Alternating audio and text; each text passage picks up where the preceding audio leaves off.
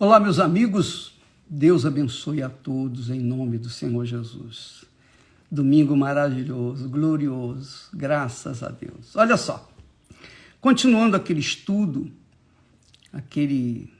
aquelas meditações que nós temos dado aqui, e eu quero terminá-la antes de começar um ano novo, sobre os sinais da vinda do Senhor Jesus e do fim do mundo. Sinais. Não se esqueça, Jesus vai voltar em 3 etapas. A primeira etapa é o arrebatamento, que nós cremos, estes sinais que nós estamos estudando, é para o arrebatamento, que se precederão o arrebatamento. Olha só. Nós falamos, então, que o primeiro sinal, lembrando, é o engano. O primeiro grande sinal da vinda de Jesus é o engano. Aliás, foi o engano que começou a desgraça do pecado no mundo, né? Eva foi enganada pela serpente e entrou o pecado no mundo, e com o pecado veio a morte e toda a destruição que o mundo tem vivido até então. Então o engano será também forte, muito mais forte, no final dos tempos. Nós falamos isso. Jesus disse então, acautelai-vos, tenha cuidado, que ninguém venha vos enganar, que ninguém vos engane, porque muitos virão em meu nome, dizendo, eu sou o Cristo, e enganarão a muitos. Nós vimos isso essa semana. E o engano que o diabo traz não é para os enganados, não, porque os enganados eles já sabem que estão enganados, os incrédulos, mas é para aqueles que estão tentando conhecer a verdade. Então, esses é que serão os enganados, e muitos que já estarão conhecendo, já têm conhecimento de Jesus, mas estarão se entregando ao engano por não vigiarem. Primeiro sinal, o engano. Depois, o segundo sinal, que nós falamos ontem, são guerras e rumores de guerras. Nação contra nação, reino contra reino. Fomes, pestes e terremotos. Então esse é o segundo grande sinal. Você sabe que quando se trata de reis aqui no mundo, presidentes, imperadores, ditadores, não tem amizade, não existe amizade, não existe anjo, não existe anjo na política desse mundo, não existe. Então, é guerra mesmo. O terceiro sinal, diz aqui o texto, Jesus falando, então vos hão de entregar para serdes atormentados. Vos hão de entregar, quer dizer, está falando com o povo dele, com a igreja, com os discípulos, com os seguidores. Vos hão de entregar para serdes atormentados e matar-vos-ão. Quer dizer, muitos serão mortos. E sereis odiados de todas as nações por causa do meu nome. E eu, graças a Deus, tenho esse diploma, né? O diploma do ódio, né? Que as pessoas me dão, que tem delegado a mim. E eu sou feliz da vida, porque quanto mais ódio há contra mim, mais eu me sinto honrado por ser odiado pela causa do meu Senhor e Salvador Jesus Cristo. Sereis odiados de todas as nações por causa do meu nome. Nesse tempo, muitos serão escandalizados e trair-se-ão uns aos outros, e uns aos outros se odiarão. Aí está falando de crentes. crentes que se odeiam. Você pode imaginar que tipo de crente que é esse, né? Você sabe que o ódio já é um assassinato, né? Só em você odiar alguém, você já está matando esse alguém. É uma morte, você está cometendo assassinato.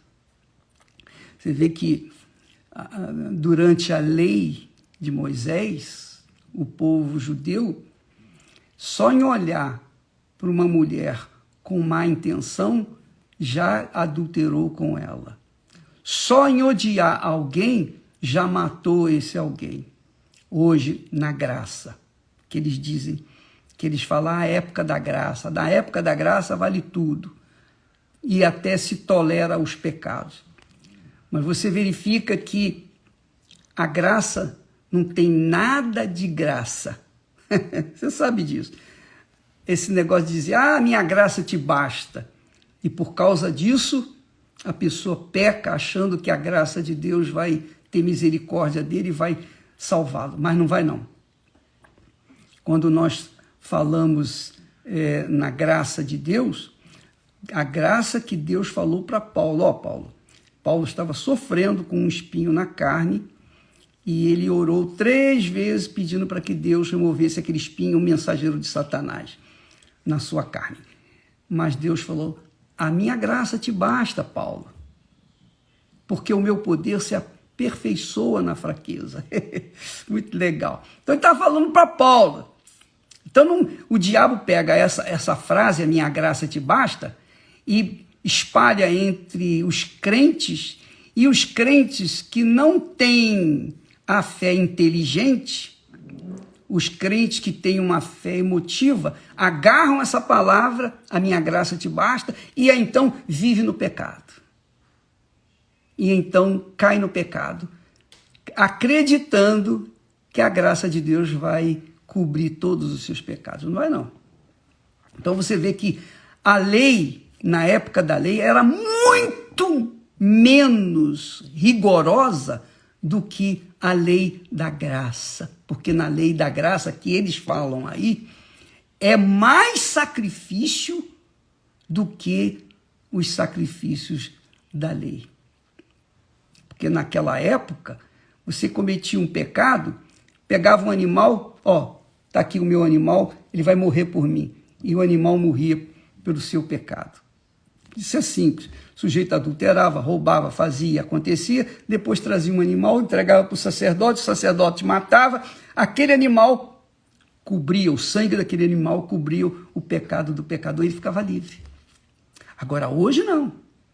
Hoje tem que haver arrependimento. Você tem que odiar o pecado. Você tem que virar as costas para o pecado. Você tem que negar a si mesmo. Você tem que viver uma vida rigorosamente dentro da palavra de Deus.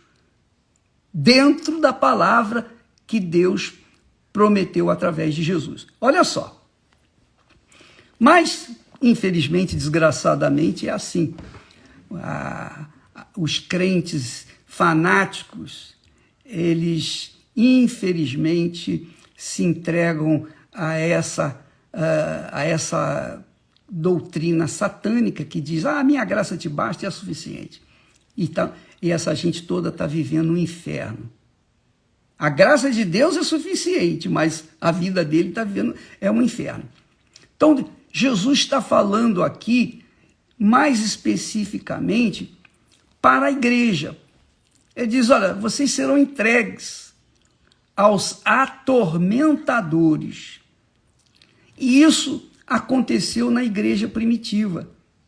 Eles pensavam que serem punidos com a morte, punidos com o martírio de cruz, que Pedro foi crucificado de cabeça, ele pediu para ser crucificado de cabeça para baixo, que ele não tinha dignidade de ser crucificado como Jesus foi. Então ele, por favor, me crucifique de cabeça para baixo. Quer dizer, os convertidos naquela altura, no início da igreja, achavam que Jesus estava voltando, que ia voltar. Então eles se entregavam graciosamente aos martírios, aos sofrimentos. Por isso que todos eles foram sacrificados fisicamente, foram martirizados fisicamente, porque eles acreditavam nisso, que Jesus viria e eles teriam que aceitar aquela situação. Mas Jesus disse assim, olha, vocês vão ser entregues aos atormentadores. Paulo foi entregue ao atormentador romano, né, ao imperador romano, e ele o atormentou. Sereis mortos, Paulo foi morto, decapitado. Sereis odiados, odiados. E essa é a gratidão que a humanidade tem. Melhor dizendo, essa é a gratidão que os convertidos têm de serem odiados pela causa de Jesus. Então, se eu ser odiado pela causa de Jesus, é uma glória para mim, é um diploma, é mais um diploma que eu tenho na minha parede. Você é odiado, graças a Deus. E graças a Deus pelos que nos amam e oram por nós. Porque aqueles que nos amam e que até oram por nós serão abençoados. Porque está garantido isso, Jesus. O próprio Senhor Jesus Cristo disse para Abraão, que não o conhecia, abençoarei os que te abençoarem. Quer dizer, quem abençoa Abraão, quem abençoa Israel, será abençoado. Imagine agora, quem abençoa um servo de Deus, um cristão de verdade, será abençoado. Mas também quem amaldiçoa, também será amaldiçoado. Essa é a realidade. Então é assim, toma lá da cá. Não tem mais nem menos. Então os que hoje são odiados, cumpre-se a profecia que Jesus falou: sereis odiados de todas as nações. Sereis odiados da mídia, especialmente a mídia que espalha notícias falsas, a mídia que espalha o ódio, o rancor, a mídia que espalha tudo que é ruim. Se uma coisa acontece de ruim, a mídia aumenta substancialmente aquela coisa ruim para que venha atingir aos fracos, aos débeis. Essa pandemia aí, a maior desgraça que o Covid-19 fez no mundo foi o pavor, o medo, o horror. Porque com o horror da mídia, levando o horror, então a mídia estava levando, quer dizer, Satanás, né? Por trás estava Satanás, está Satanás, porque estava levando o medo, a dúvida, justamente o que contraria a fé. Então, para apagar a fé dos poucos que têm fé, a mídia trabalha com a dúvida, o medo, o pavor, a insegurança. Nós temos pessoas, inclusive artistas de novelas na Record, que se enclausuraram só por causa do medo que a mídia impôs a eles, ou à humanidade, às pessoas. O medo. Então isso já é pior do que a Covid. É pior do que a Covid, porque se você estiver na fé, você enfrenta a Covid com fé e vence. Se você estiver com medo, você enfrenta a Covid, tem que enfrentar a Covid e vai morrer. Por quê? Porque você está com medo. O medo enfraquece. A dúvida, o medo enfraquece a pessoa, debilita a pessoa. A sua autoestima cai e ela fica frágil, fragilizada. É o mesmo que acontece na época de eleições. Quando eles soltam aquelas notícias, fulano está com 50 pontos, já ganhou. Então o segundo lugar que vem com 20 pontos, com 15 pontos, a mídia faz um escarcéu danado justamente para isso, para que os que estão em dúvidas, eu não vou votar no meu candidato não, porque ele vai perder, olha, ele está com poucos pontos, eu vou votar em quem ganha, e acaba votando por indução da mídia, indução do diabo, indução do inferno. Então, amiga, meu amigo, preste atenção, porque isso é muito forte. Esse é um assunto para a gente desenvolver mais lá na frente. Mas não se esqueça, sereis odiados. E por causa do ódio, muitas pessoas morrem. Por causa da notícia falsa, muitas pessoas se matam. E isso tem acontecido aos montes nesses últimos tempos. Quantas pessoas se suicidam porque os seus nomes saíram na mídia, falando mal, etc, etc. Muitas pessoas se matam. E aí Jesus conclui dizendo, muitos discípulos se escandalizarão. Da mesma forma como se escandalizaram na época dele, de Jesus. Quando Jesus disse, quem não comer a minha carne, não beber do meu sangue, não tem parte comigo. Alguns discípulos, eu não vou seguir esse homem, não. Eu não posso comer carne humana, não posso nem tocar num defunto, quanto mais comer a carne dele. Beber o sangue, isso é abominação. Não, foi embora. Porque não entenderam, não pescaram, não entenderam a mensagem do Senhor Jesus. Então, Jesus disse que nessa época, muitos discípulos hoje se escandalizariam. E é o que está acontecendo. Muitas pessoas esfriam na fé dentro das igrejas porque alguém fez uma fofoca dela, alguém trouxe uma difamação para com ela. E ela então se esfriou na fé, foi embora. Poxa, e desanimou da fé. Quer dizer, o diabo usou alguém para infamá-la, difamá-la, e esse alguém, obviamente, ou o diabo, alcançou o objetivo, porque a pessoa, uma vez difamada, ou vítima de fofoca dentro das igrejas, acaba desanimando da fé e acabam perdendo a fé. Então, esse tipo de gente é o que tem acontecido mais dentro das igrejas, inclusive na Igreja Universal do Reino de Deus. Você pode imaginar, na Igreja Universal nós lançamos a rede, nós chamamos as pessoas, os que estão sofrendo, todos os que sofrem, a maioria, vêm na Igreja Universal. Então você tem dentro da Igreja Universal um universo de gente diferente, cada um com uma educação, cada um com sofrimento, cada um com um martírio na vida. Então é normal que aqueles endemoniados venham criar problemas para as outras pessoas que estão querendo se libertar. E vai fazer o quê? Você vai tampar a boca das pessoas? Vai costurar a boca dessas pessoas? Não, a gente não pode. A gente apenas tem que pregar a palavra e conscientizar as pessoas da realidade. Jesus disse que muitos se escandalizariam nesses últimos dias.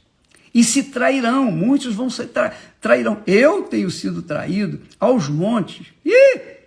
Como tenho sido traído? E eu tenho que orar. E eu tenho que vigiar. Eu não posso ficar querendo vingança ou me vingar desses traídas. Na bandidagem, o traíra é colocado no micro-ondas, né? no micro-ondas, no microwave, no micro-ondas. E ali eles incendeiam o pneu e a pessoa morre queimada. Terrível, terrível. Mas na igreja, a gente tem que amar os traidores, perdoar os traidores. Olha só como é que é difícil. Olha aí o sacrifício. Quando alguém diz assim, não tem que fazer sacrifício mais, Jesus já morreu por mim. Eu quero ver. Eu quero ver quando alguém falar mal de você, ou te trair, e você amar essa pessoa. Você vai amá-la? Você vai perdoá-la? Se você não perdoá-la, não, bispo, eu não vou perdoar de jeito nenhum. Poxa, acabou com o meu casamento, eu era tão feliz, essa mulher arruinou a minha família. O meu chão se abriu, hoje eu estou com depressão.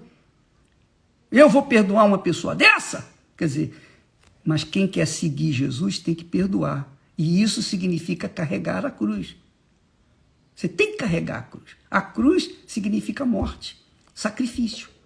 Então, na época de Jesus, é sacrifício todo santo dia, toda santa hora, todo minuto nós temos que perdoar e até orar por aqueles que o nosso coração gostaria até de ver morto, mas a nossa mente, a nossa inteligência, a nossa obediência, a nossa consciência, a nossa fé inteligente, consciente, ela tem que perdoar e nós perdoamos.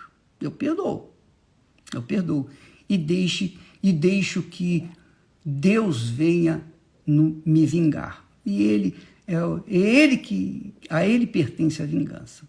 Então, traidores, traíras é o que mais tem dentro das igrejas. E eu, quem o diga, e como eu tenho a dizer sobre isso.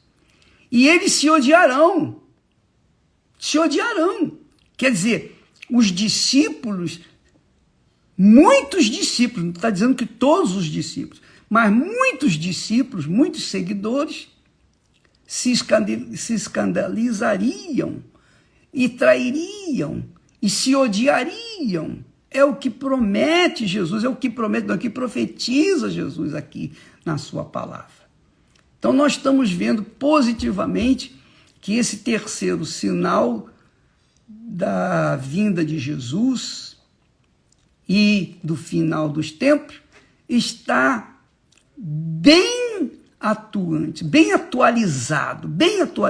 É ou não é? Você que é de uma igreja, que já foi vítima de traíras, vítima de disse-me-disse, de fofoca, você que já foi vítima disso, daquilo, você sabe o que eu estou falando. Talvez você que está me assistindo agora, você está em casa, se não foi na igreja, está aí em casa. Você poderia estar na igreja, mas você não está. Por quê? Ah, não, as pessoas vão ficar me olhando de menesgueio, vão ficar me olhando de lado. Não, eu não vou aceitar isso. Não, então nem vai na igreja. Só que Jesus, a igreja do Senhor Jesus não tem nome assim, olha, igreja fulana de tal, igreja A, igreja B. Não, a igreja do Senhor Jesus é composta de membros do corpo do Senhor Jesus.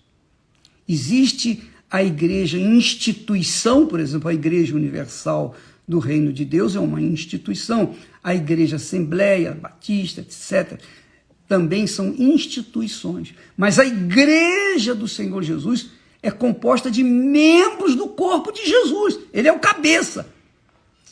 Então, se você não ouve a palavra, se você não vai numa igreja para ouvir a palavra e abastecer a sua fé, e exercitar a sua fé, e honrar a Deus com as suas primícias, com as suas ofertas alçadas, então você não está praticando a sua fé. Praticar a fé na sua casa, minha amiga, meu amigo, é muito fácil.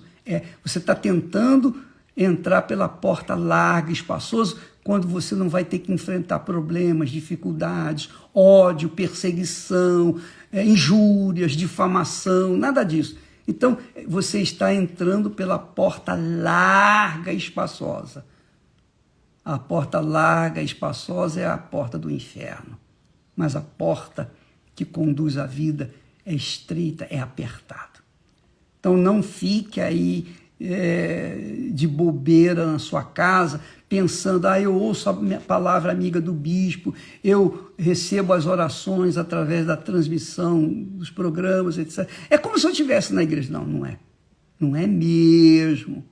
Não é mesmo. Uma coisa é uma coisa, outra coisa é outra coisa. Não confunda, não confunda as coisas. Porque uma coisa é você estar na igreja do Senhor Jesus. Então, a Igreja Universal do Reino de Deus, presta atenção, é uma instituição que tem muitos membros, milhões de membros, que fazem parte do corpo do Senhor Jesus. Nós temos também muitas milhões de pessoas que não fazem parte do corpo do Senhor Jesus. E isso dentro da igreja. Ainda mais, imagine fora da igreja. Então, por favor, minha amiga, meu amigo, não fique aí parada pensando, eu não vou na igreja, mas a igreja vem dentro do meu lar. Não existe igreja no lar. Se você pertence ao corpo do Senhor Jesus, você é fiel a uma denominação, você fica lá e você sofre as consequências, mas você se mantém de pé porque você não está servindo a denominação, você não está ali pelo pastor ou pela pastora ou missionário, o que quer que seja, você está ali pelo Senhor Jesus. Por exemplo, eu acabei agora a minha parte na reunião das primícias, eu fui lá, e quando eu estava dando para as pessoas, o que eu estava dando para as pessoas, eu também estava recebendo de Deus. Porque quando a gente dá, a gente recebe. A gente não pode dar o que não tem. Então, para a gente dar alguma coisa, porque antes nós recebemos. E o que eu recebi é o que eu tenho passado para as pessoas. Então, eu estou praticando a minha fé, eu estou exercitando a minha fé. Onde quer que eu vá, eu vivo essa fé que eu prego. E às vezes eu tenho que me esbofetear, me chicotear, orando por aqueles que me perseguem, por aqueles que me traem. Porque receber o ódio das pessoas, do mundo, não tem problema nenhum. O problema é ser traído, é ter um punhal cravado nas costas. Essa que é a realidade. Então você tem que perdoar essa criatura, eu tenho que perdoar, eu tenho que orar por essas pessoas. Mas graças a Deus, é a cruz que nós temos que carregar para seguir Jesus dia após dia após dia. Então talvez você seja uma pessoa desigrejada porque você está sendo atormentada pelo diabo. E o diabo usa um irmão, uma irmã para atingir você, e você aceita aquilo de bom grado, eu vou deixar a fé. É isso que o diabo quer. O diabo, ele faz o seguinte, você sabe que quando o carvão está no braseiro, ele está vermelho, queimando, está sendo útil. Mas quando esse carvão, quando essa brasa, melhor dizendo, ela é excluída do braseiro, o que ela faz? Ela se apaga, e aí não tem validade, não tem valor nenhum, ela fica fria. E é o que, de repente, você está vivenciando agora. Você está como um carvão, você não está queimando, o Espírito de Deus não queima em você. Por quê? Porque você se desigrejou, quer dizer, saiu da igreja, você deixou de ouvir o seu pastor, deixou de praticar a sua fé.